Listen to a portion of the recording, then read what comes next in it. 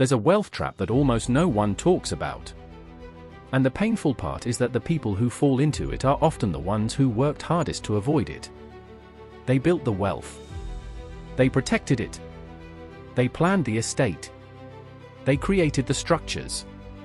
And then they handed it to children who were never prepared to receive it. Not because they were bad parents.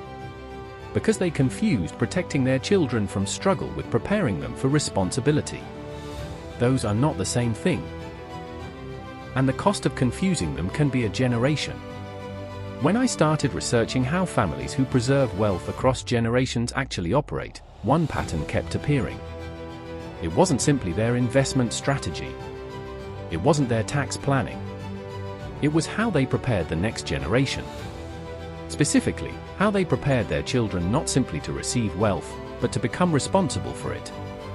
And that distinction between receiving and being responsible is at the heart of what I'm exploring here on the Wealth Decoder. Because nowhere is it more important than in how wealthy families raise their children. An heir receives wealth. A steward accepts responsibility for it. The difference between those two orientations is everything. And here's what's important to understand. Stewardship isn't a personality trait. It's something that has to be taught. Deliberately. Over years. Through experiences, conversations, and, most importantly, through watching the adults around them. And this is where wealthy families face an unusual problem. The more wealth a family has, the easier it becomes to remove every obstacle from a child's life. You can pay the bill. Make the phone call. Fix the mistake. Open the door. Remove the consequence. And there's nothing inherently wrong with helping your children. The problem comes when protection becomes permanent. Because appropriate obstacles are part of how people develop judgment. And judgment is one of the things a future steward needs most. Most advice around raising children with wealth focuses on not spoiling them. Don't give them too much. Teach them the value of money. Make them earn their allowance. Those things can be useful. But they're only the surface. The deeper question isn't whether your child has too much or too little. It's whether they understand that wealth is a responsibility, not a reward. Those are completely different relationships with money. Stewardship is a worldview. It's the understanding that significant wealth exists in service of something. Family. Community. Future generations. Opportunity. And that worldview has to be modeled, not simply mentioned. Children learn from watching how the adults around them behave. How they spend. How they give. How they talk about work. How they treat employees and advisors. How they respond when something goes wrong. How they make decisions when nobody is watching. That is where the real education happens. There are 4 things I would focus on. Number 1, age-appropriate involvement. Not just information. Involvement. There's a huge difference between telling a teenager that the family has investments and allowing them to observe how a real decision is made. What are we invested in? Why? What are the risks? What happens if it goes wrong? How would we respond? You don't need to give a child access to sensitive financial information before they're ready. But you can gradually introduce them to the thinking behind the decisions. Because the goal isn't simply for them to know that the family has wealth. It's for them to understand how responsibility works. Number 2, earned exposure. Before a young person receives significant responsibility, they should understand what created the wealth they're eventually going to inherit. Not just the family story.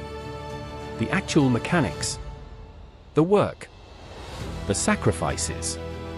The risks. The decisions. The failures.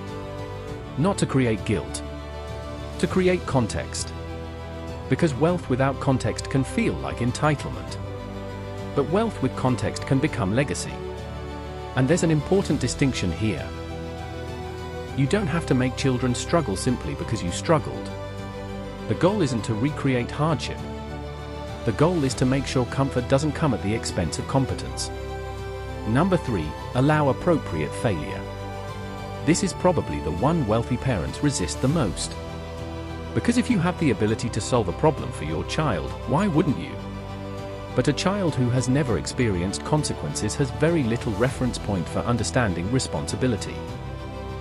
You don't have to manufacture hardship. You don't have to deliberately make life difficult. But you can resist the instinct to remove every obstacle. Let them navigate some things. Let them make mistakes when the stakes are low. Let them experience the consequences of decisions they're capable of handling themselves. Because small failures can become training grounds for much bigger responsibilities later. The goal isn't to watch your child struggle. It's to make sure that when the stakes eventually become significant, they already know how to think, decide, and recover. Number 4. Change the language around wealth. This one sounds small. It isn't. The words used around wealth inside a family matter. Is wealth something you have? Or something you are responsible for? Is money talked about in terms of what it can buy? Or what it enables? Is an inheritance something a child is entitled to? Or something they may eventually have a responsibility to steward? Those differences can seem insignificant in a single conversation.